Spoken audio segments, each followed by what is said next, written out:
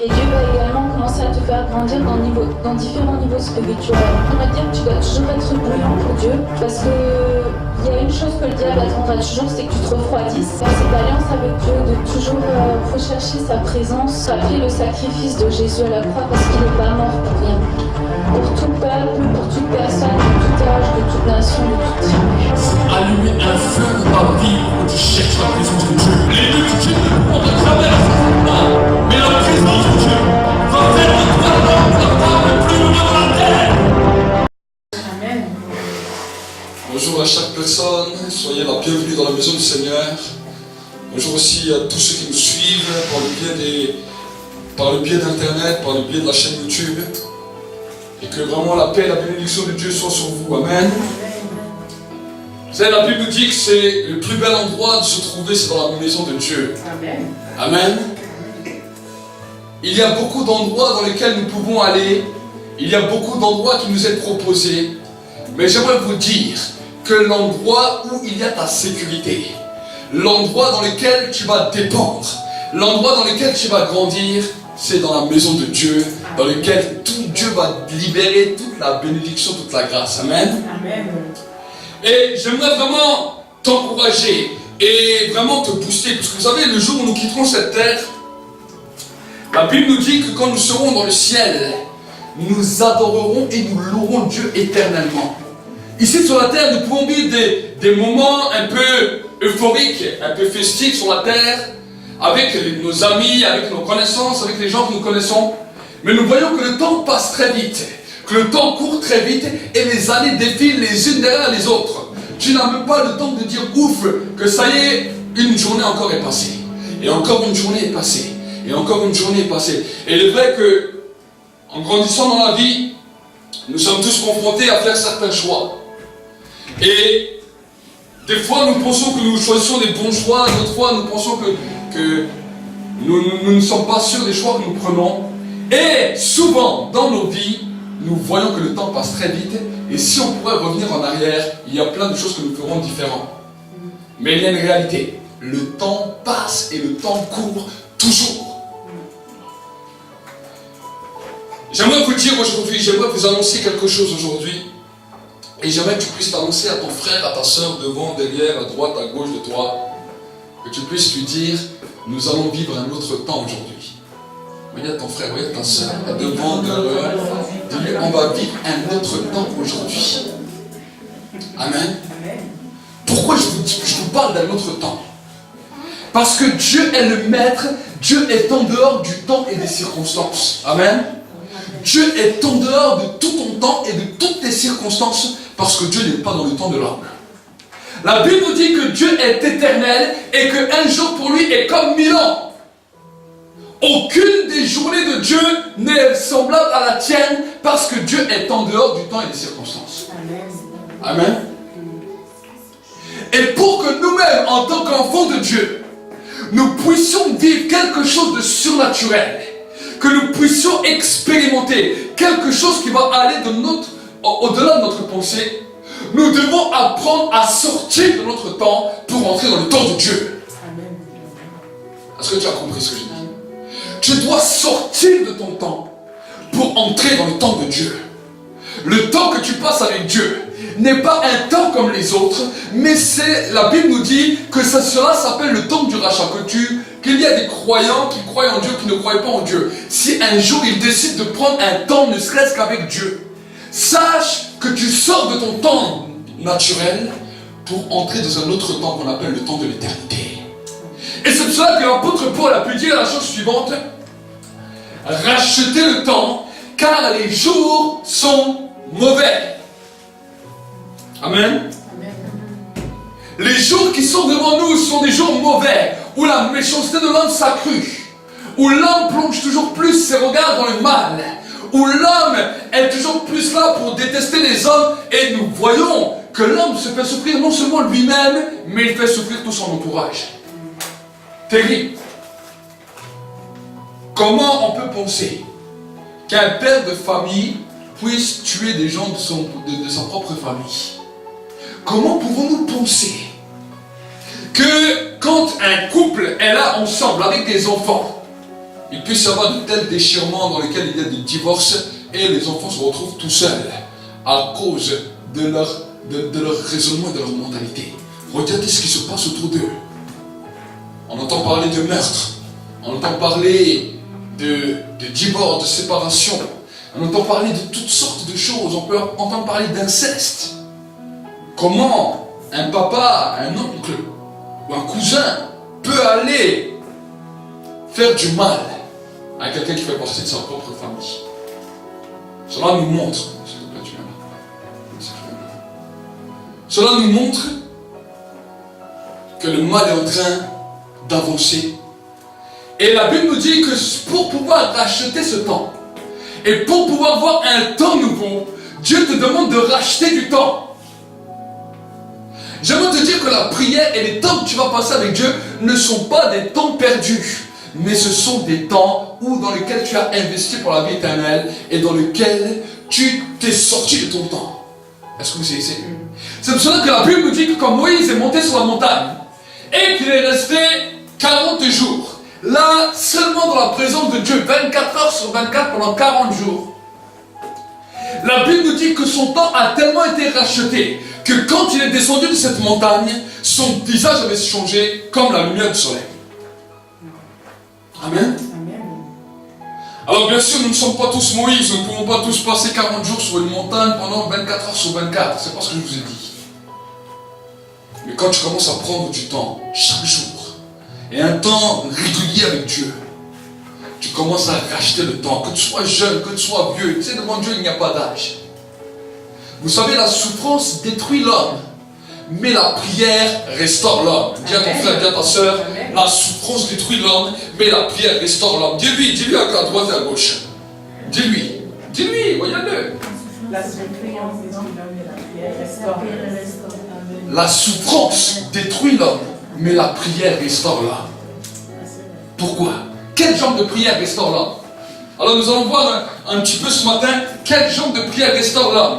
Ce n'est pas toutes les prières qui restaurent les hommes, sinon j'aimerais vous dire, les chrétiens malheureusement, ils sont loin derrière beaucoup de gens qui prient.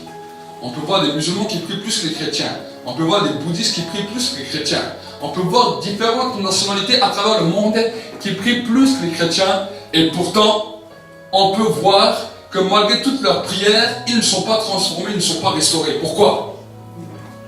Parce que la Bible nous dit, il n'y a de salut en aucun autre nom que celui de Jésus. Amen. Premier.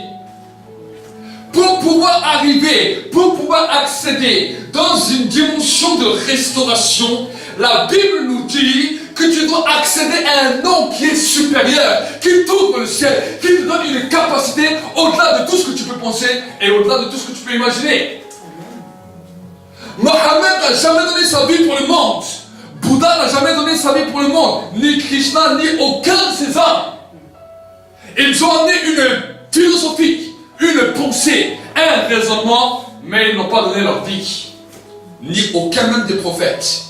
On parle même d'Abraham, on parle même d'Isaac, de Moïse, de Joseph, tous ceux qui étaient dans la Bible. Aucun d'eux n'ont ouvert l'accès au ciel et n'ont donné leur vie pour les hommes. Ni même moi qui vous parle. Je n'ai jamais donné ma vie pour les hommes, pour que les hommes soient sauvés. Mais la Bible nous dit que le Fils de l'homme, le Verbe même, l'incarnation de Dieu, est descendu sur la terre. Et la Bible nous dit, lui qui était sans péché, lui qui était sans faute, a donné sa vie pour que le monde soit sauvé par lui et pour que celui qui est dans la souffrance puisse invoquer son nom quand il est dans la difficulté et quand il ne sait pas où aller. La Bible nous dit, invoque-moi au jour de la détresse et je te répondrai. Ça, c'est la première des dimensions. Mais maintenant, pour pouvoir continuer à nager dans la dimension de la restauration, il y a des règles que nous devons comprendre. Amen. Pourquoi? Parce que nous avons tous souffert. Nous sommes tous passés plus ou moins par des situations difficiles, par des temps d'affliction, par des temps où des fois nous ne comprenons pas tout le temps les choses comme ça devrait tourner. Mais si nous ne comprenons pas les différentes règles que Jésus nous a enseignées, nous risquons de faire beaucoup d'efforts sans jamais parvenir à une totale transformation, à une totale restauration. Amen. Et une des premières choses que Jésus nous a dit quand il a enseigné sur la prière, il a dit en priant, ne multipliez pas les vaines paroles comme les païens, qu'ils croient qu'à force de répéter, ils vont être exaucés. Il a dit ne leur ressemblez pas. Ça veut dire quoi? Ça veut dire que les gens du monde, que l'être humain, a essayé de comprendre une chose. Il a compris qu'il y avait un Dieu. Il a compris qu'il y avait un ciel. Il a compris qu'on pouvait arriver à une dimension d'exaucement. Pourquoi? Parce que cela est ancré dans l'homme, parce que Dieu t'a créé à son image et à sa ressemblance. Même la personne sur la terre qui me dit que Dieu n'existe pas, qu'il ne croit pas en Dieu, il est lui-même menteur, parce que lui-même est une image et un reflet de Dieu. Amen. La Bible dit que Dieu a mis une part de sa grâce dans chaque être humain, et c'est à cause de cette grâce que l'être humain se pose des questions. Où irai-je le jour où je meurs? Mais l'être humain a pensé, a dit bon, si je vais répéter chaque jour à Dieu mon problème et ma souffrance, peut-être que Dieu va intervenir. Ce n'est pas de cette manière que Dieu a voulu que nous puissions vivre un temps de restauration. La manière dans laquelle Dieu veut que nous puissions entrer pour vivre un temps de restauration, il a dit, viens, suis-moi, renonce à toi-même et commence à porter ta croix. Ça sort d'une pensée, ça sort de notre raisonnement. Notre raisonnement pensait que simplement quelques paroles allaient pouvoir changer la situation. Et Dieu dit, non, viens, suis-moi, prends ta croix et suis-moi. Et tu vas voir qu'en prenant ta croix, ta souffrance va être partie. De quel genre de croix voulez-nous parler Jésus? Parce que quand nous voyons la vie de Jésus, nous voyons que sa croix était un calvaire. Sa croix était une souffrance. Porter la croix de Jésus dans l'état dans lequel il était terrible. Mais j'aimerais vous dire que Jésus était en train de nous montrer, quand il portait sa croix, avec le sang qui coulait, les marques des clous, les marques des fouets, la couronne d'épines, il est en train de te montrer simplement ta marche quand tu es en train de marcher tous les jours. Souvent nous voyons le film et nous disons, oh, il a souffert. Nous le voyons marcher avec le sang et il trébuchait, il tombait avec le poids de la croix. Et vous voyez cela, et au bout d'un moment même, un homme, un Égyptien est obligé de l'aider tellement le fardeau était lourd. La Bible nous dit que les femmes de Jérusalem étaient là et elles se frappaient la poitrine. Et elles pleuraient sur lui, tellement la douleur était terrible. Et la Bible nous dit que Jésus les a regardées, il leur a dit, femmes de Jérusalem, ne pleurez pas sur moi, mais pleurez sur vous-même, sur vos enfants. Qu'est-ce que Jésus est en train de dire? Il est en train de dire une révélation. Il est en train de dire ce que vous voyez là, que je suis en train de vivre. C'est chaque être humain qui est comme ça dans sa marche de la vie. Moi je vais marcher jusqu'au mont de Golgotha, jusqu'à mon lieu de supplice final. Mais quand je vois les hommes au ciel, c'est de cette manière que je les vois. Je les vois tous martelés, déchirés par les fouets de la vie, poser des couronnes d'épines par l'oppression, la dépression, toutes les choses de cette vie. Et ils marchent en tombant sous le poids de la croix. Jésus est en train de nous montrer l'image de chaque être humain sur terre. Chaque être humain sur terre est dans cette position. Toi et moi, nous étions aussi dans cette position. Mais Jésus est en train de dire quelque chose de nouveau. Il nous dit, la croix que je vous propose n'est plus cette croix qui vous a arrêté et qui vous a détruit. Parce que je l'ai portée pour vous. La croix que je vous propose, c'est la croix de l'adoration. La croix de la louange. La croix où tu t'oublies toi-même. Parce que j'ai déjà porté le fardeau pour toi. Chaque fois que l'homme regarde à lui-même, l'homme revient sous le poids de son propre péché. Est-ce que vous saisissez? chaque fois que tu regardes à toi-même, chaque fois que tu regardes que sur toi, tu reviens sous une culpabilité, sous un poids terrible que tu n'as plus à porter. La Bible nous dit, l'apôtre Paul nous dira la chose suivante. Celui qui est en Christ est une nouvelle créature, est une nouvelle création. Voici maintenant, toutes choses anciennes sont passées, maintenant, toutes choses deviennent nouvelles. Dieu veut te faire comprendre que tant que tu vis centré sur toi-même et pas sur Dieu, alors les choses n'avancent pas, les choses ne bougent pas. Parce que tu vis pour ton intérêt, tu vis pour toi-même. Mais quand tu vis seulement pour toi-même et dans ton intérêt, tu portes cette croix de souffrance que Jésus a portée. Tu portes cette croix, tu portes les coups de fouet que Jésus a reçus. Tu portes cette couronne d'épines qui t'amène dans une oppression toujours plus grande parce que tu n'as pas compris qui tu étais. Aujourd'hui, j'aimerais t'expliquer ce matin qu'est-ce que tu gagnes, non seulement à accepter Jésus, mais à vivre en Christ. Je ne te demande pas de vivre en tant que chrétien. Je te demande de vivre en Christ. C'est différent. Parce que tu peux vivre en tant que chrétien. Aujourd'hui, des milliers de gens vivent en tant que chrétiens, mais n'ont pas compris la base même de la spiritualité. Aujourd'hui, ce que j'aimerais te parler, j'aimerais pas te dire, vis en tant que chrétien. Aujourd'hui, j'aimerais t'enseigner comment tu peux vivre en Christ. Amen. Amen. Vivre en Christ est une chose différente. Parce que ça t'amène une nouvelle style de vie, un nouveau raisonnement, une nouvelle style de pensée qui peut te révolutionner. Vous savez, des gens sont venus chez Jésus. Certains sont venus chez Jésus pour avoir une guérison. D'autres sont venus chez Jésus pour avoir un miracle. Certains sont venus chez Jésus pour avoir une délivrance. Il y avait toute une série de foule qui était là. Mais la Bible nous dit que quand Jésus est parti, malgré les milliers et les milliers de personnes qui étaient rassemblées, il y avait 120 personnes qui ont décidé de ne pas vivre pour eux-mêmes, mais de vivre en Christ. Amen. 120 personnes sur des centaines de milliers qui étaient là chaque jour et qui venaient voir Jésus chaque jour. Et la Bible nous dit que sur ces 120 personnes, quelque chose de glorieux s'est passé parce que le Saint-Esprit est descendu et il a fait de ces hommes des personnes nouvelles. Amen. Amen. Le Saint-Esprit vient et quand le Saint-Esprit vient, il n'est pas simplement là pour que nous puissions parler en langue. C'est des belles choses, ça c'est des signes.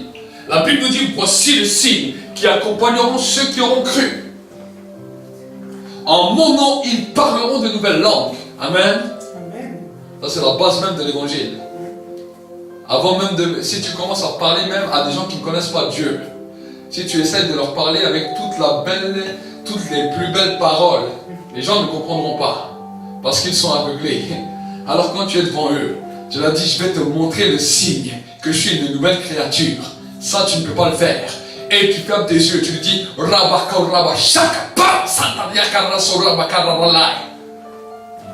il te dit, c'est quoi? Tu lui dis, écoute bien, c'est le signe que je suis une nouvelle création. Je parle une langue que le monde ne comprend pas. Je parle la langue du ciel. La Bible nous dit que le parler en langue n'est pas pour les croyants, non, n'est pas un signe pour les croyants, c'est un signe pour les non-croyants. Pourquoi? Parce que nous ne parlons pas simplement un langage des hommes, mais nous parlons un langage spirituel dans lequel tout esprit de tout homme, quand il est confronté à ce langage, il comprend ce que tu es en train de dire. La personne avec son intelligence ne le comprend pas. Mais son esprit est activé. Son esprit commence à être armé. Quelque chose commence à bouger. Et son esprit commence à l'attirer. Parce qu'il a compris quelque chose que lui-même n'a pas compris. Amen. Ça, ce sont des bases même de l'évangile. Nous sommes une nouvelle création. Les choses du passé sont le passé. Ma vie passée ne m'appartient plus. Amen. Et des fois même avec les années, j'ai oublié qui j'étais avant. Parce que cette personne, chaque jour qui passe, disparaît de plus en plus.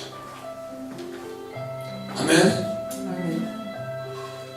Toute personne, chaque fois que tu es toi-même, et que tu es que centré sur toi-même, la souffrance revient, l'échec, le désespoir, la rancœur, l'animosité, la méchanceté, l'animosité, toutes ces choses reviennent et reviennent. Pourquoi? Parce que cela fait partie de la première création. La Bible nous dit alors que Adam et Ève étaient dans le jardin d'Éden. Et quand le serpent est venu, quand Lucifer s'est transformé en serpent pour venir, il a dit, le jour où tu goûteras le fruit de la connaissance du bien et du mal, tu seras comme Dieu. Ça veut dire quoi? Ça veut dire que tu n'auras plus besoin de regarder à Dieu. Tu le regarderas sur toi-même parce que le Dieu, ce sera toi. Est-ce que vous comprenez? Voici d'où sont venues toutes ces théories que Dieu n'existait pas. Lors du temps de la Révolution, même en France, alors que la nation française était une nation très croyante, alors que la nation française était une nation qui priait, voici que lors de la Révolution, ils ont commencé à dire haut et fort, Dieu est mort dans ce pays, Dieu n'existe pas. Et nous voyons, voici que quelques années plus tard, nous sommes un des pays où il y a plus de athées à travers le monde, parce qu'un jour, des hommes et des femmes ont décidé de dire que Dieu n'existait pas dans cette nation. Et j'aimerais vous dire que ces paroles aujourd'hui soient détruites, même si elles ont fondé la République.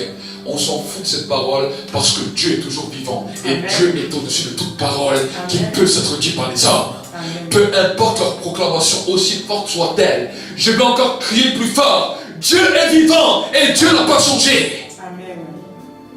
La souffrance que même notre pays est en train de traverser, elle est en train de le traverser parce qu'ils ont déclaré des paroles terribles contre Dieu. Et Dieu appelle notre nation à la repentance.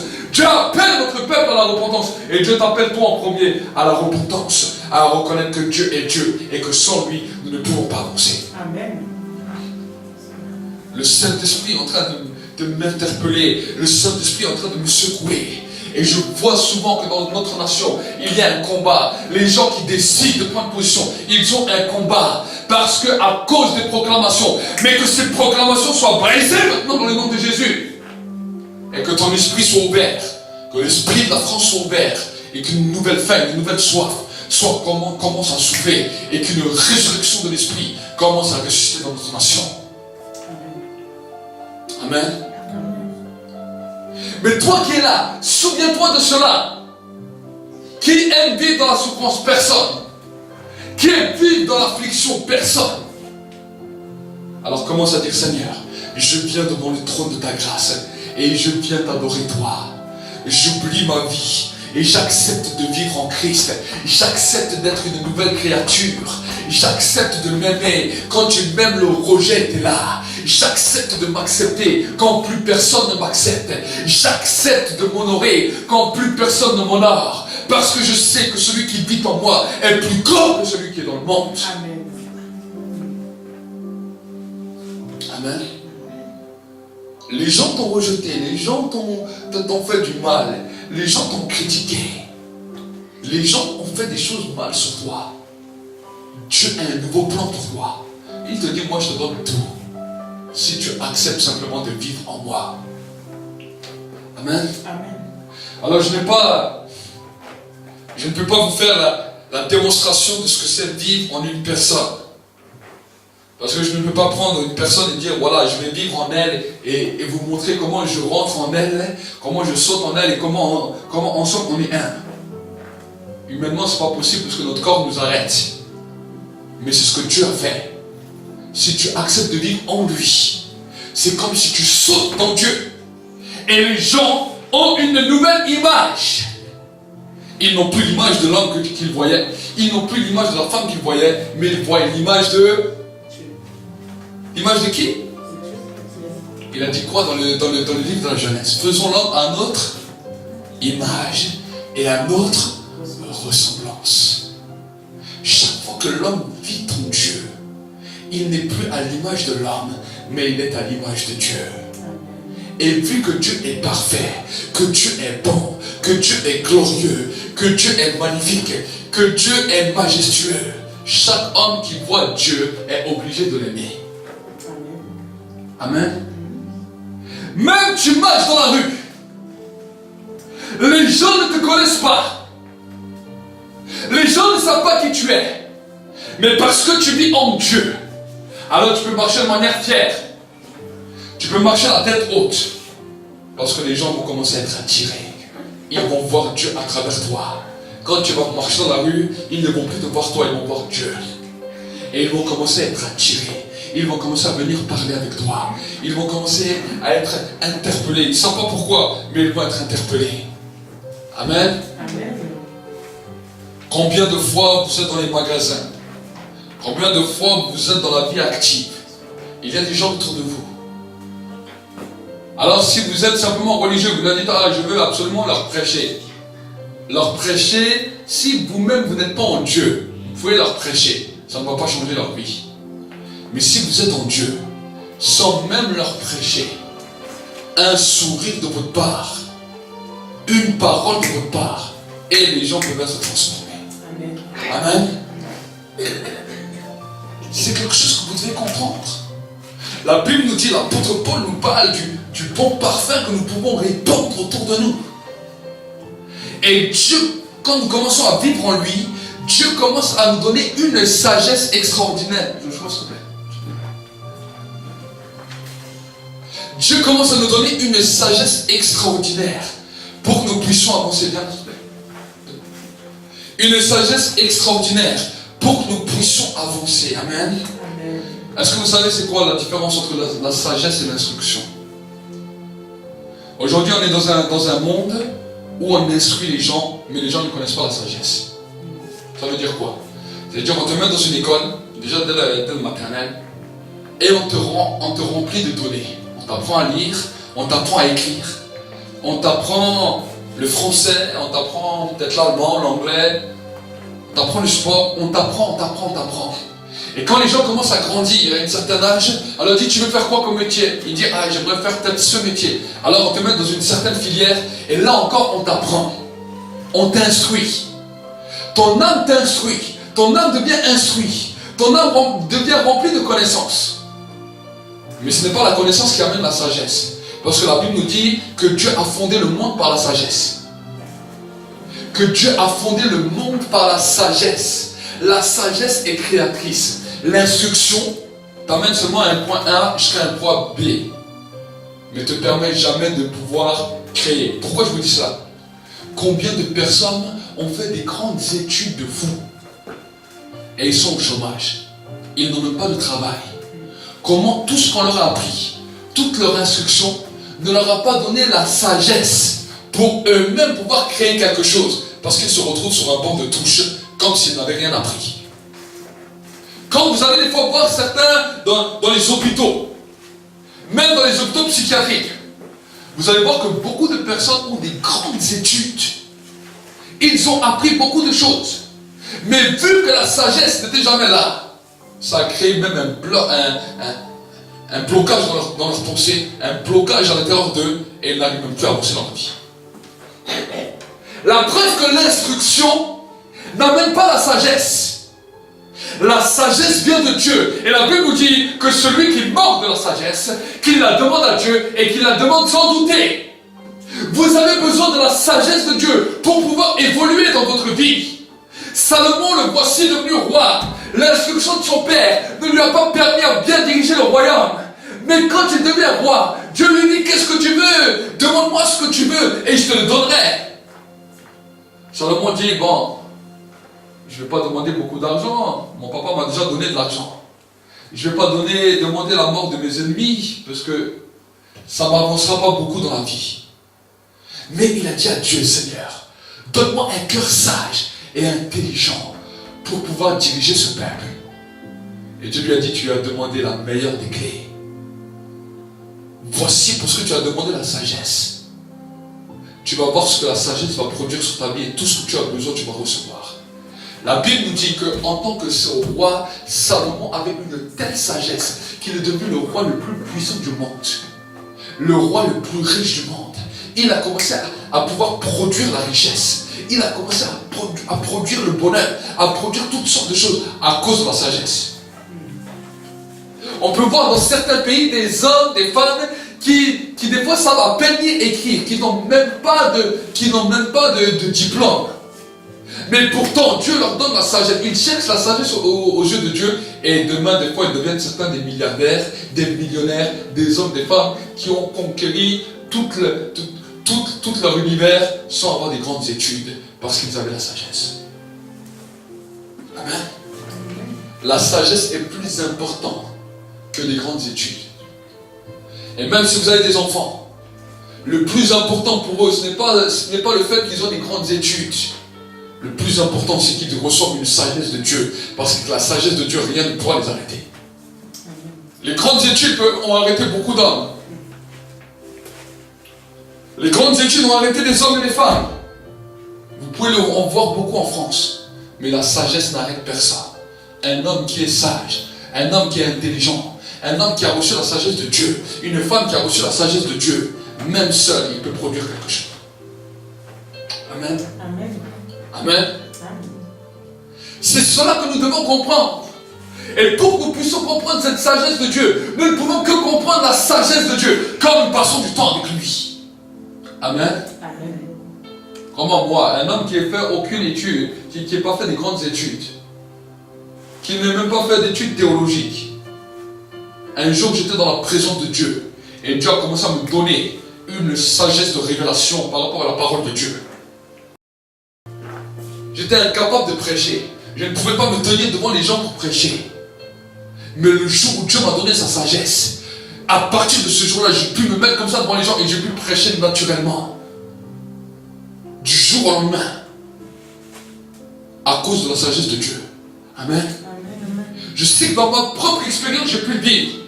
Et je sais que dans différents niveaux dans lesquels des fois je me suis trouvé, même avec des personnes qui avaient 2 fois plus d'études que moi, 7 fois plus d'études que moi, j'ai commencé moi-même, à cause de la sagesse de Dieu, à leur donner des conseils et à leur dire comment ils devaient faire. À des moments, je me suis trouvé à la place des avocats. À des moments, je me trouvais à la place de chefs d'entreprise.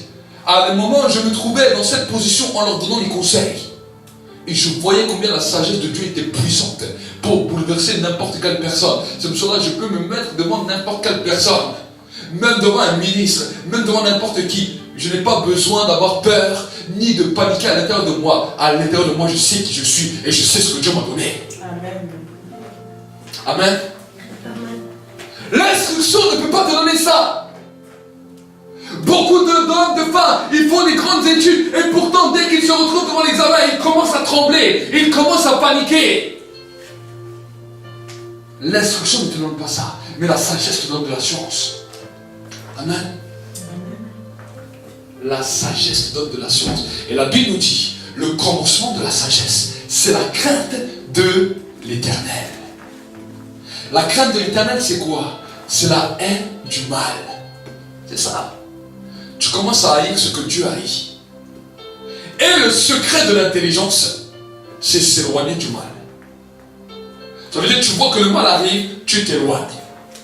Amen. Amen. C'est comme quand tu es sur un ring. Quand tu es sur un ring et qu'il y a un adversaire en face de toi. Et cet adversaire vient avec ses poings, il veut te donner une droite. Quelle est la personne qui va rester là et qui va dire je vais me ramasser la droite? Non, il voit la droite arriver, il se pousse, il s'éloigne. En s'éloignant, il évite. Pour mieux pouvoir riposter. Amen. C'est ça qu'on appelle la sagesse. La sagesse nous en enseigne. La sagesse nous enseigne tout. Et la Bible nous dit que la sagesse crie dans les rues. Amen. La sagesse crie dans les rues. Elle crie sur les places. Elle crie à droite, elle crie à gauche. Nous sommes tous interpellés par la sagesse, mais nous ne voulons pas tous l'écouter. Et ce matin, j'aimerais t'encourager à être interpellé par la sagesse de Dieu. Par la sagesse infinie de Dieu qui peut bouleverser ta vie, mon frère, ma soeur. Amen. Tu peux réussir dans ta vie. Dans ta vie émotionnelle, dans ta vie spirituelle, dans ta vie professionnelle, dans ta vie sentimentale, dans toutes les dimensions de ta vie. Aujourd'hui, on essaie de nous créer tout. Regardez si vous avez des problèmes financiers, vous allez voir un économiste. Si vous avez des problèmes de couple, vous allez voir une personne qui règle les conflits conjugaux. Ils essaient de tout vous proposer. Mais ça, ce sont les sagesses qui ne marchent pas. Malgré tout ce qu'on nous propose, ils ont réalisé qu'ils ont un grand taux d'échec parce qu'ils n'y arrivent pas. Même dans les foyers, on peut voir qu'avec les enfants, il y a des problèmes. Alors on a créé maintenant des super nannies, des grands frères, de tout ce que vous voulez à la télévision, pour dire je viens et je vais essayer de régler votre problème familial. Mais ça c'est la télévision. Ce qu'on peut vous montrer comme ça dans les images, là, en 1 semaine, 2 semaines, je ne sais pas si vraiment dans la longueur, c'est vraiment comme ça. On peut vous montrer une belle émission pendant 20 minutes, on vous vend du rêve. Quelqu'un qui ne trouve pas un mari, on vous fait une émission, voilà, vous êtes célibataire, vous venez, il se trouve... Regardez après ce qui se passe. Ils sont tous jolis à la télévision, vous vous dites, ah, c'est un rêve. Mais on vous vend du rêve. On vous fait croire que ça serait bien si tout serait comme ça. Mais la réalité de l'homme, c'est que tant que l'homme ne cherche pas la sagesse chez Dieu, c'est impossible de vivre ça. Amen. C'est impossible de vivre ça. Et on nous a marginalisés. Notre société nous a marginalisés dans cette dimension. Elle nous fait croire des monts et merveilles. Et dès qu'une personne sort un peu du lot, il te dit voilà, non, c'est comme ça qu'il faut faire, non, c'est comme ça. J'aimerais te dire que si tu cherches la sagesse de Dieu, Dieu va te montrer comment ton élévation va venir. Amen. Dieu va te donner une élévation, une sagesse, au point que même si tu n'as rien, avec rien, tu pourras prospérer. Amen. Même si tu n'as rien. Parce que le peu que tu auras, Dieu le fera prospérer. Même si tu es dans un pays de famine, Dieu te fera prospérer. Ce n'est pas l'endroit, c'est toi-même. Tu es plus important que la bénédiction. Amen. Sache que tu es plus important que la bénédiction. Parce que la bénédiction n'est produite que par la bénédiction même. C'est toi-même qui es la bénédiction. Amen. Amen. Souvent les gens pensent, si demain je serai riche, alors je serai respecté. Si demain je réussirai, les gens me verront bien. Tu penses toujours comme ça. Mais même si demain tu réussis, tu vas penser à peut-être ta réussite. Parce que ta mentalité n'a pas été changée. Amen. Je n'ai pas besoin d'attendre d'avoir réussi pour que les gens me respectent. Aujourd'hui, ils me respectent parce que je suis moi-même une bénédiction et je suis un producteur de bénédiction. Avec rien, je peux produire une bénédiction. Parce que ma bénédiction qui me suit, c'est simplement moi qui le produis déjà à l'intérieur. Est-ce que vous savez? Pourquoi je vous dis cela? Si nous sommes à l'image de Dieu, et si Jésus lui-même a dit, les choses que j'ai faites, vous allez en faire et vous allez faire des choses les plus grandes. Qu'est-ce que Jésus a fait? Alors si on commence à poser des questions aux gens, qu'est-ce que Jésus a fait? Oh, il a guéri un malade, il a guéri des lépreux, il a ouvert les yeux des aveugles, il a touché la bouche des muets, les muets ont commencé à parler, il a chassé des démons. Si vous vous arrêtez simplement à ça, votre christianisme est maigre. On nous a arrêté à simplement cela. Pourquoi je vous dis cela? Parce que quand Jésus a dit les choses que j'ai faites, vous allez en faire des plus grandes. Il n'a pas simplement parlé des choses qu'il a faites quand il était en chair, mais il a parlé des choses qu'il a faites dès le début de la création. Qui a créé le ciel? Qui a créé la terre? Qui a créé les animaux? Qui a créé toutes les choses que tu vois sur la terre? Est-ce que c'est l'homme? Non, c'est Dieu. Mais il a dit ce que j'ai fait. Vous avez la capacité de faire des choses plus grandes. Ça veut dire le pouvoir de créer les choses sur la terre. Regardez, Moïse nous a montré. Il a pris de la poussière. Il a dit au pharaon, regarde, tu vois, je prends cette poussière dans les mains. Je la jette en l'air.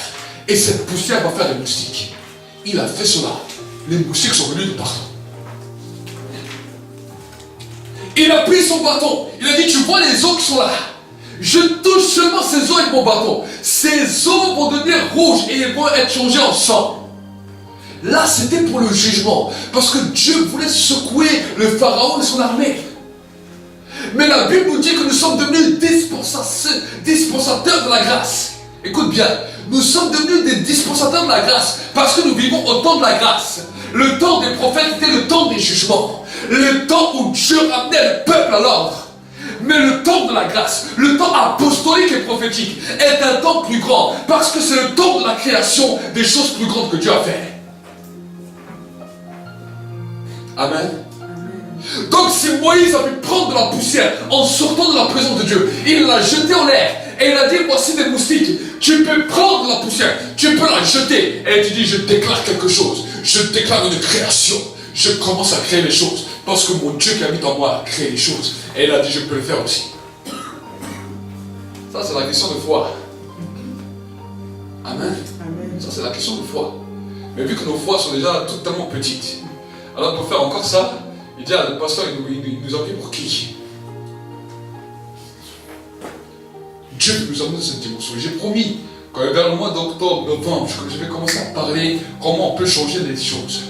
Notre pays est en train de chercher des problèmes, ils sont en train de chercher des solutions par rapport à tout ce qui est la pollution. À tout ce qui est la pollution. Le prophète qui était venu pour donner des jugements a pu prendre du sel sur un plateau pour assainir les eaux de Jéricho. Le prophète Élisée il a fait ça. Pourquoi nous qui sommes dispensateurs de la grâce, dans lesquels nous avons reçu des recommandations du Dieu très haut, nous ne pouvons pas sortir de notre nation sous les yeux des présidents, sous les yeux de nos chefs d'État et leur montrer comment on peut libérer une atmosphère qui enlève la pollution? C'est notre manque de foi qui nous empêche de faire toutes ces choses. La Bible nous dit que la révélation tout entière soupire à la révélation du Fils de Dieu. Dieu appelle l'Église et le réveil des derniers temps. Le réveil que Dieu veut libérer sur la terre, c'est une dispensation de la grâce explosive, avec la puissance du miraculeux, qui peut changer le temps, qui peut changer les circonstances, qui peut changer les situations. L'homme a pollué la terre à cause du péché. L'homme a pollué les pensées des hommes. L'homme a brisé tout. Nous avons une capacité de ramener toutes les choses à leur état originel. Parce que Dieu nous a donné cette autorité. Dieu l'a fait lui-même pendant 6 jours. Et il nous a montré comment il a travaillé pendant 6 jours. Il a déclaré les choses de la création, a commencé à obéir. Et j'aimerais vous dire, la chose la plus triste, c'est qu'aujourd'hui le Père est assis au ciel. Jésus est assis à la droite. Et Jésus est en train d'intercéder. Pourquoi? Jésus est en train d'intercéder pour que des hommes sur la terre qui ont décidé de le suivre comprennent quel est le message et quelle est la mission de l'Église. Dieu lui-même maintenant ne va pas créer les choses parce qu'il nous a donné son nom et il nous a donné son autorité pour que nous puissions déclarer, pour que nous puissions recréer, pour que nous puissions faire les choses que lui a fait pendant 6 jours. Mais vu que l'Église est simplement restée dans la sphère de simplement l'évangélisation, c'est bien l'évangélisation, mais le but même de l'Église, c'est de tout transformer. Imaginez que c'est nous qu'on commence à déclarer des choses, c'est nous qu'on commence à changer les choses. Les gens vont commencer à nous regarder d'une autre manière. Quand cet homme a déclaré quelque chose, la pluie est tombée. Quand cet homme a déclaré quelque chose, l'atmosphère de toute une ville, toute la pollution s'est enlevée d'un coup. Là où il n'y avait plus d'animaux, il est venu, il a pris de la poussière. Imaginez, vous voyez ça à la télé, imaginez. C'est pire que 10 000 paroles d'évangélisation. Parce que tu prends de la poussière, tu dis, vous voyez cette poussière, je déclare maintenant qu'un écureuil naît. Tu jettes cette poussière et il y a un écureuil. Qu'est-ce qu'ils vont dire les gens? Ils vont dire, mais avec quel pouvoir faites cela? C'est avec le pouvoir de Dieu. Amen. C'est ça l'évangile. C'est ça que l'Église a perdu. C'est ça que l'Église n'est jamais allée jusqu'à cette profondeur. Et je sens dans l'esprit que Dieu veut faire des choses extraordinaires.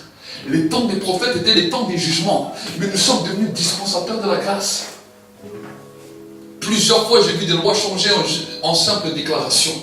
Plusieurs fois j'ai vu des choses qui sont passées en simple déclaration. Dans certains pays, une fois la prophétesse Cindy Jacobs était en train de dire, elle est arrivée dans un pays et il y avait un lac, un grand lac, mais tout le lac, les poissons avaient disparu. Et il y avait une pêcheuse, une femme qui travaillait dans la pêche, qui était chrétienne, qui était là, et qui pleurait, et qui dit, mais je travaille dans la pêche, mais voici maintenant, nous ne savons même plus comment vivre. Nous n'avons même plus de poissons, assez de poissons pour manger. Et cette femme est allée voir la prophétesse Cindy Jacobs qui est aux États-Unis. Et la prophétesse l'a regardée et dit, mais tu as reçu l'autorité. Va devant l'eau, prie sur l'eau et déclare que cette eau est remplie de poissons. Cette femme a trouvé ça bizarre. Elle est sortie. Elle a commencé à faire cela. Quelques jours plus tard, le lac était rempli de poissons et la pêche a reprise. On est en train de nous dire, pourquoi je vous dis que Dieu s'est arrêté un moment. Dieu avait donné une recommandation aux animaux de se reproduire. Et les animaux ont continué à écouter cela, jusqu'à ce que Jésus vienne sur terre. Jésus, quand il est venu sur terre, il a dit, regardez ce que Jésus a dit. Il a dit, voici, je vous ai donné toute autorité, dans les cieux comme sur la terre. Je vous donne l'autorité. Donc là, dans toute la faune, dans toute la loi, dans toute la faune, dans tous les animaux, ils se sont posé une question. Ils ont regardé ça, ils ont bien regardé ça. Le ciel a regardé ça. La terre a regardé ça. Les fourmis ont regardé ça. Les vers de terre ont regardé ça. Les serpents ont regardé ça. Les lions ont regardé ça. Il nous dit, il donne toute autorité. Donc, ça veut dire que lui, il ne va plus parler. Il a donné l'autorité à quelqu'un. Jusqu'à aujourd'hui, elle attend que nous donnons des ordres. Des fois, on nous dit, une espèce est en train de disparaître. Elle n'arrive plus à se reproduire. Pourquoi? Parce qu'elle a attendu un ordre. Mais vu que nous, en tant que croyants, nous sommes passés à côté, nous voyons cela à la télé, nous disons, nous sommes bien à la fin des temps, ça va être la fin du monde. Non! Si tu entends cela, alors sors dehors. Tu dis, écoute-moi bien, abeille, je ne sais pas quel genre d'animaux t'as entendu. Tu ne te reproduis plus. Mais Dieu m'a donné l'autorité. Je t'ordonne maintenant, sois fécond et remplis la terre. Même s'il est à des milliers de kilomètres, tout d'un coup il entend. Il entend. Et quand il entend ça, il dit, Dieu m'a parlé. Et Dieu m'a dit que je dois être fécond et me multiplier. Donc voici maintenant, j'accomplis la parole que Dieu me dit. C'est ça quand on dit la révélation tout entière, la nature entière. Le ciel entier soupire. Les nuages soupirent. Amen. Amen. Les nuages attendent que nous leur parlons avant que la pluie tombe. Nous pouvons l'arrêter, nous pouvons lui dire de tomber. Amen. Mais si vous ne passez pas de temps avec Dieu, si vous êtes comme ça, un jour vous allez et vous ne passez pas, vous ne pourrez pas changer votre monde. Amen. C'est ça le premier. Le premier niveau, c'est de passer du temps avec Dieu, de pouvoir l'adorer, de pouvoir être rempli de son autorité, de pouvoir être rempli de lui. Et à partir de ce moment-là, quand tu sors, tu es capable maintenant, pas simplement de prier pour les malades, c'est bien, pas simplement de chasser un démon, c'est bien, mais de pouvoir changer ton monde. Le Saint-Esprit est en train de nous interpeller. Le Saint-Esprit est en train de nous secouer. Mais nous n'entendons pas. Il dit, je leur parle, mais ils n'entendent pas. Je leur montre, mais ils ne voient pas. Parce que le cœur du peuple est devenu insensible. Le but de l'évangile, c'est ça. Nous sommes dispensateurs de la grâce. Ce que Dieu a fait, nous avons la capacité de faire des choses plus grandes. Comment nous pouvons prier pour un mort revient à la vie. Ça veut dire que la puissance de la création habite en nous. Jésus pouvait parler à un figuier, le figuier lui obéit. Il lui a dit que jamais aucun fruit ne naisse de toi. Le figuier a séché à l'instant même. Vous imaginez? Un arbre lui obéit. Et vous avez reçu cette autorité. Vous avez reçu cela. Que tu sois jeune, que tu sois vieux. Ne me dis pas, oui, mais pasteur, moi je suis vieux. Toutes les personnes qui ont accepté Jésus, qui ont décidé de vivre en Christ, de s'oublier eux-mêmes, ont cette capacité. Amen. Amen. Ça, c'est la sagesse. La sagesse peut produire. Amen. Le même Dieu qui avait l'autorité, à un moment donné, il est confronté à devoir payer ses impôts. Tiens, curieusement, une chose que nous devons tous faire. Payer ses impôts, payer ses factures, payer les choses que nous devons payer chaque jour. Il arrive à la porte de la ville avec son disciple Pierre. Voici maintenant que les péagers l'arrêtent. Et encore, il ne lui parle pas, lui personnellement, il parle à ses disciples. Il dit, bon, maintenant il faut que ton maître paye, vous êtes en plusieurs. En plus, vous squattez des fois la place publique pour faire des miracles, des guérisons. Ben, il faut payer maintenant. Hein. C'est pas gratuit ce que vous êtes en train de faire. Jésus, il n'avait même pas entendu cette parole, mais il est arrivé. Il a vu Pierre. Il a vu ses disciples. Il leur a dit, dis-moi, je vais te poser une question. Est-ce que le fils du roi, quand il arrive quelque part, est-ce qu'il doit payer les impôts ou il ne doit pas les payer? Les disciples lui disent, ah, il n'a pas besoin de payer les impôts. Il dit, mais écoute, à cause de leur incrédulité et à cause de leur raisonnement, va pêcher un poisson dans tel et tel endroit. Le premier poisson qui va sortir, tu vas trouver un stataire, une pièce d'or dans sa bouche et paye des impôts et tes impôts avec. Amen. Paye mes impôts et tes impôts avec.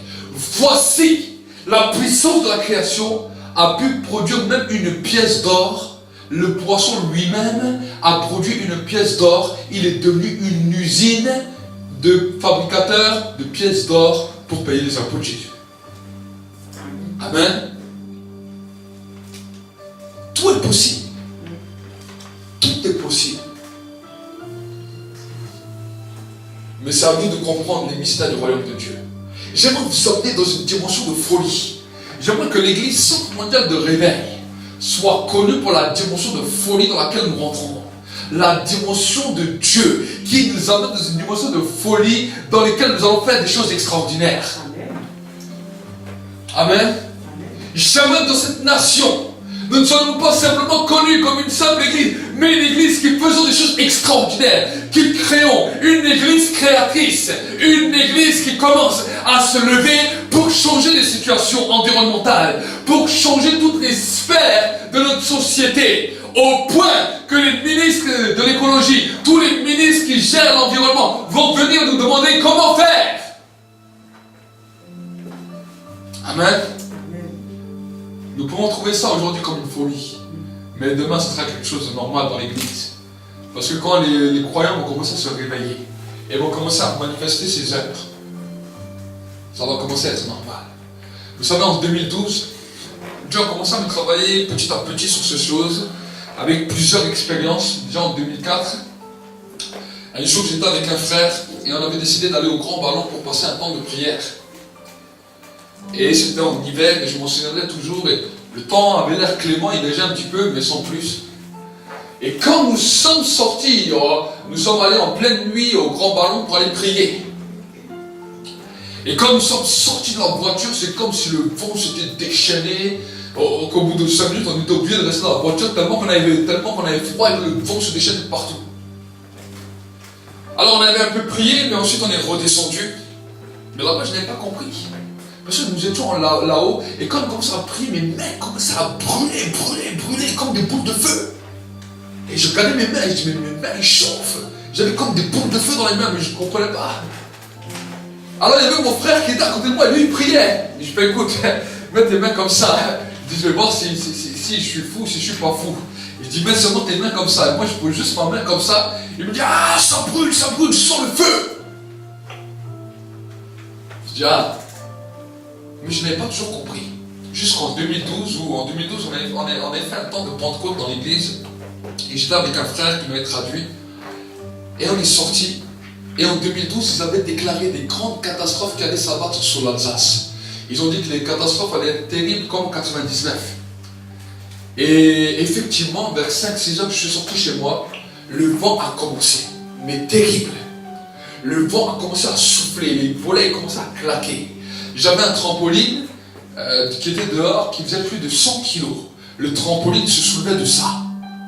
Il était attaché avec une chaîne, mais il se soulevait de ça de terre. Et à ce moment-là, j'étais avec le frère. Je me suis dit, oh purée, on va vivre une sale nuit. Hein. Ils avaient tous dit de rester chez soi, de ne pas sortir aux informations, à la météo, partout. Et tout d'un coup, une lumière vient dans mon esprit. J'ai dit au frère, ce n'est pas normal. Et je dis, viens, on va aller au champ de maïs, alors que c'était déconseillé de sortir. Ils avaient donné des recommandations que tout le monde devait rester là-dedans, que c'était très dangereux. J'ai dit, on va aller en plein champ dehors, même si le vent il souffle.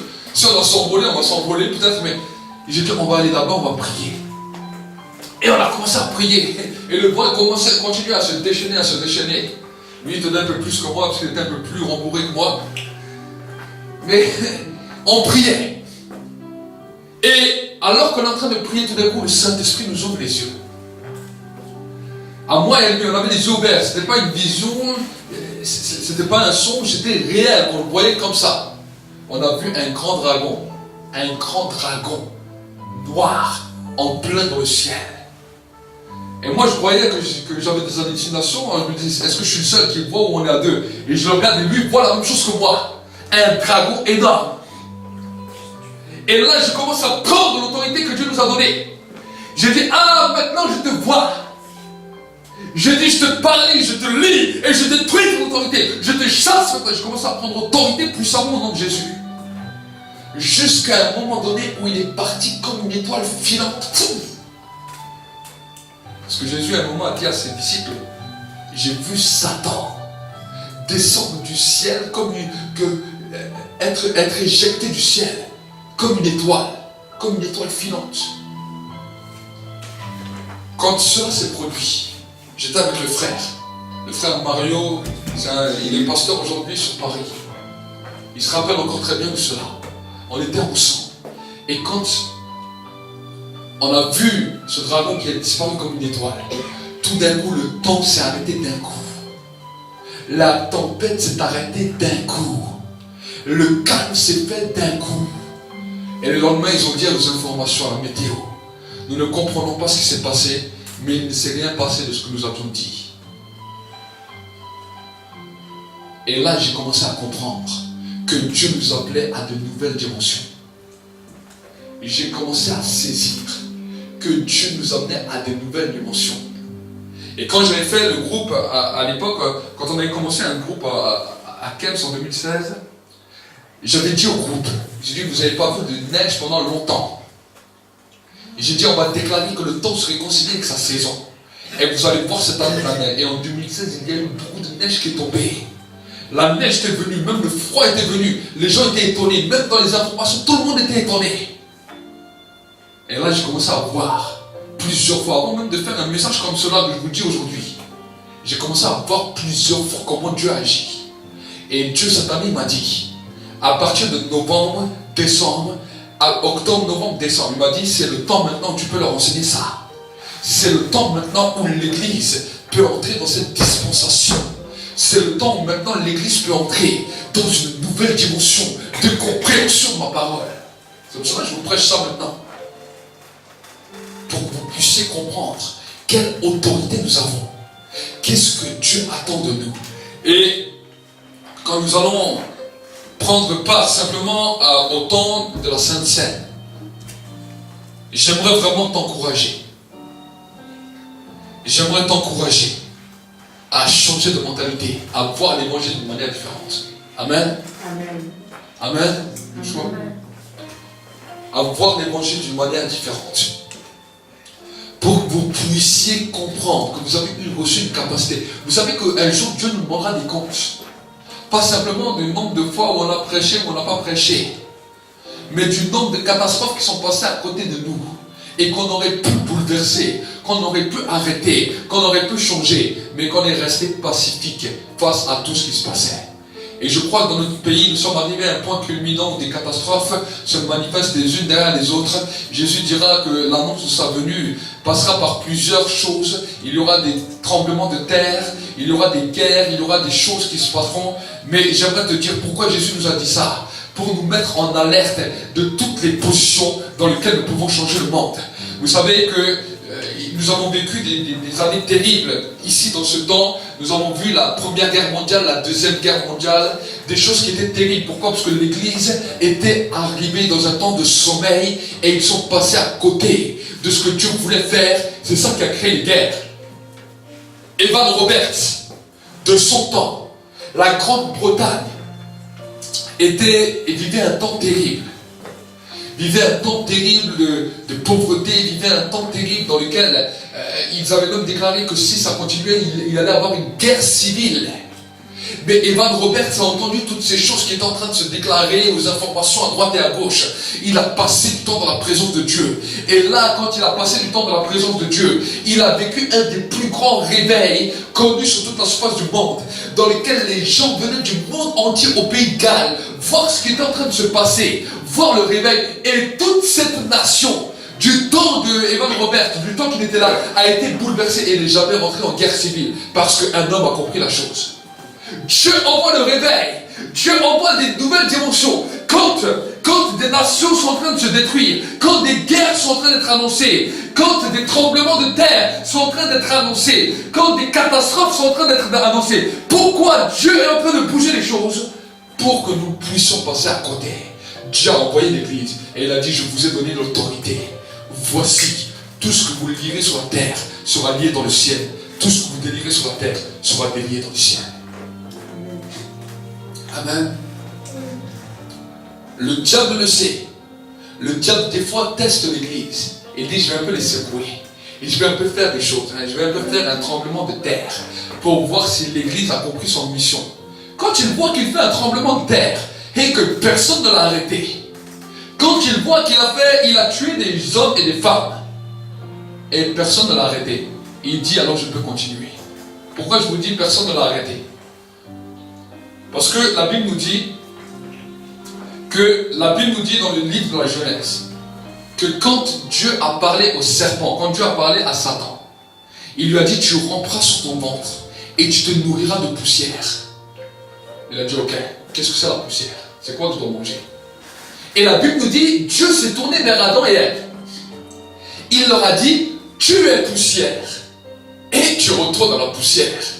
Donc Satan a bien compris que sa nourriture sur terre serait tous les hommes et toutes les femmes qui ne marcheraient pas en Dieu.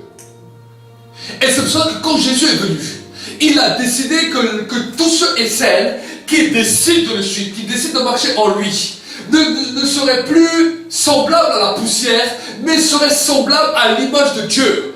Donc Satan ne peut pas manger une image de Dieu sur terre. Satan ne peut pas manger quelque chose qui ressemble à Dieu. Il ne peut que manger de la poussière. C'est pour cela qu'il est important de donner sa vie à Jésus pour que Satan ne puisse pas nous manger. Amen. Amen. Mais si nous refusons le christianisme, ça il faut l'expliquer aux gens qui ne connaissent pas Dieu. Si vous refusez d'accepter Jésus comme votre Seigneur et Sauveur, vous êtes dans la poussière et le diable a le droit de vous grignoter. Tu reviendras tout seul quand il commencera à te manger la jambe, quand il commencera à te manger l'oreille, quand il commencera à te manger un petit peu. Ça, c'est la dimension de l'évangile. Amen. Mais maintenant, le diable ne s'arrête pas là. Il a vu que Jésus a donné son autorité à l'Église. Il a vu que le Père s'est assis et que le Père est en repos perpétuel parce que toute autorité qu'il a donnée à Jésus, Jésus nous l'a donnée et le Saint-Esprit est là avec nous pour nous enseigner comment manifester cette autorité. Mais vu que l'Église n'a pas un regard grand sur tout ce que Dieu attend de lui, sur même la puissance de la création, voici que le diable s'amuse à détruire même l'univers dans lequel vous vivez. Comment une montagne peut se détruire? Comment un volcan peut détruire des villages entiers? Comment un tsunami peut détruire et renverser des peuples et des peuples en tuant des hommes et des femmes innocents parce que l'Église dort? Si l'Église serait été en prière, Dieu aurait interpellé, Dieu aurait dit, voilà ce qui va arriver dans tel pays. Je t'envoie là-bas pour arrêter cela. Quand le tsunami commence, tu dis un mot, le tsunami s'arrête. Voilà la dimension de la prière. Voilà la mission que Dieu nous a appelée. Amen. Et je suis heureux d'être en France. Parce qu'en France, Dieu nous a donné des territoires. Et nous voulons voir un territoire changer. Amen. Amen. Nous voulons voir une nation changer. Nous voyons l'économie de notre nation qui s'est écroulée. Nous voyons des centaines, des milliers de personnes qui sont en train de chercher un emploi.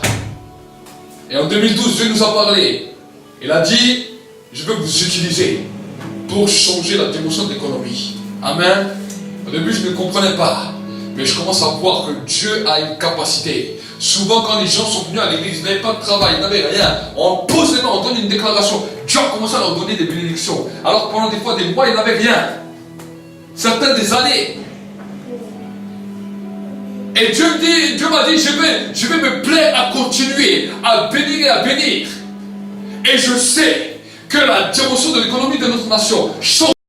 Pas par les dimensions humaines, mais par la révélation et la puissance que le Saint-Esprit donne à l'Église. La sagesse que le Saint-Esprit donne à l'Église. Amen. Nous sommes des gardiens. Les gardiens de notre jardin. Notre jardin, c'est notre nation dans laquelle nous sommes. Et je ne quitterai pas cette nation, peu importe ce qui se passe. Parce que nous sommes là gérants pour pouvoir gérer ce jardin. Et nous allons continuer. Amen. Et Dieu vous appelle vous aussi. C'est ça aussi une mission. Pouvoir transformer notre environnement. Pouvoir changer notre environnement. Dieu vous a placé des fois dans certains endroits. Certains chez des personnes. Certains chez d'autres. Vous voyez le nombre d'idoles qui poussent à droite et à gauche. Regardez les nombres d'idoles que les gens amènent chez eux. Ils ramènent des têtes de Bouddha, ils ramènent des statues d'Afrique, ils ramènent toutes sortes d'idoles. Mais on ne voit ni la croix, on ne voit ni les symboles de Dieu. Pourquoi? Parce que le diable essaye de leur faire croire que c'est ça qui va leur produire leur richesse. Ils ramènent des fers à cheval et ils font des rituels, toutes sortes de rituels pour pouvoir évoluer. Que ce rituel s'arrête au nom de Jésus. Et que même toutes les personnes qui ont amené ça dans leur maison, qu'ils soient secoués en voyant que cela ne ramène que la malédiction. Amen. Amen. Pour qu'ils puissent comprendre qu'il y a une dimension qu'ils n'ont pas compris. Si Dieu vient en eux, parce qu'ils sont le temple du Saint-Esprit, alors tout changera. Amen. Amen. Nous avons des beaux jours devant nous. Nous avons une belle mission avant le retour de Jésus. Nous avons encore une belle mission sur terre. Jésus revient bientôt, oui. Mais il y a une belle mission, une belle transformation. De même que le Pharaon a été choqué quand Moïse est venu, de même nos nations seront choquées quand l'Église se lève. Dès que l'Église se lève, notre nation va être choquée. Notre nation va être étonnée. Nous allons prier ensemble pendant un instant.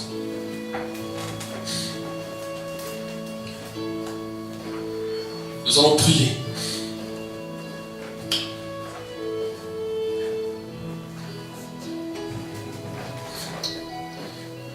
Merci Saint-Esprit pour ta présence. Merci Saint-Esprit pour ta gloire. Seigneur, je te demande de réveiller l'esprit de mes frères et de mes sœurs. Que la puissance de l'onction maintenant commence à secouer leur intérieur. Et que Seigneur, mon Dieu, mon roi, tu déposes des fardeaux dans leur vie. Des fardeaux qui sont tout agréables et légers, des fardeaux de changement, de transformation. Que ce soit ici, que ce soit sur le net. Que maintenant ta gloire commence à pousser. Que maintenant ta gloire commence, Seigneur, à se manifester. Et que chaque jour, Seigneur, tes enfants vont devenir des hommes et des femmes qui vont impacter. Des hommes et des femmes qui vont changer. Des hommes et des femmes qui vont transformer leur environnement. Seigneur, je te demande maintenant, nous voulons te demander pardon toutes les fois où nous avions été en sommeil, toutes les fois où nous avions dormi, toutes les fois où des détériorations se sont laissées faire dans notre nation, dans notre pays, à travers le monde. Mais Seigneur, aujourd'hui, nous voulons revenir, Seigneur, revenir à l'intérieur de nous-mêmes, revenir aux sources même de la vie, revenir maintenant aux sources même, à la base même de ta parole. Et nous te demandons, Seigneur, nous voulons voir ta volonté être établie. Nous voulons voir ta volonté être établie. Et nous te demandons, Seigneur, réarme-nous l'autorité. Réarme-nous maintenant une nouvelle sagesse pour que nous puissions comprendre cela et pour que nous puissions grandir dans la dimension de ta grâce. Au nom de Jésus. Au nom de Jésus-Christ. Au nom de Jésus-Christ. Si peut-être ma soeur Leïla peut venir pour pouvoir prier pour le temps de la Sainte Seine. Et que tu puisses prendre ce temps de Sainte Seine en temps de victoire, dans une dimension dans laquelle Dieu va t'élever et va t'amener dans une nouvelle dimension. Amen. Oui, Père éternel, nous voulons te rendre gloire et grâce pour ces instants passés en ta présence. Nous remettons entre tes mains ce pain et ce vin, Seigneur Dieu, qui représente le corps et le sang de Jésus mort à la croix pour nos péchés. Nous te demandons que ce message qui a été transmis par toi-même de la bouche de ton serviteur puisse porter du fruit et que cette semaine, vraiment, nous puissions travailler sur cela, Seigneur Dieu, expérimenter vraiment ta puissance dans nos vies, vraiment expérimenter la puissance du Saint-Esprit, que nous puissions vraiment bouger les choses dans cette nation, Père éternel, bouger les choses vraiment pour ta gloire, Papa. Nous remettons tout entre tes mains. Père, nous t'avons prié au bon nom de Jésus pour ta sainte gloire. Amen. Amen. Et pendant ce temps où tu prends part à ce repas, déclare le temps de la victoire sur ta vie. Déclare vraiment un temps de victoire sur ta vie. Et que toute la mentalité que tu avais puisse changer. Et Dieu va également commencer à te faire grandir dans différents niveaux spirituels. On va dire que tu dois toujours être bouillant pour Dieu, parce que il y a une chose que le diable attendra toujours, c'est que tu te refroidisses. Dans cette alliance avec Dieu, de toujours rechercher sa présence, rappeler le sacrifice de Jésus à la croix, parce qu'il n'est pas mort pour rien. Pour tout peuple, pour toute personne, de tout âge, de toute nation, de toute tribu. Allumer un feu dans ta vie où tu cherches la présence de Dieu.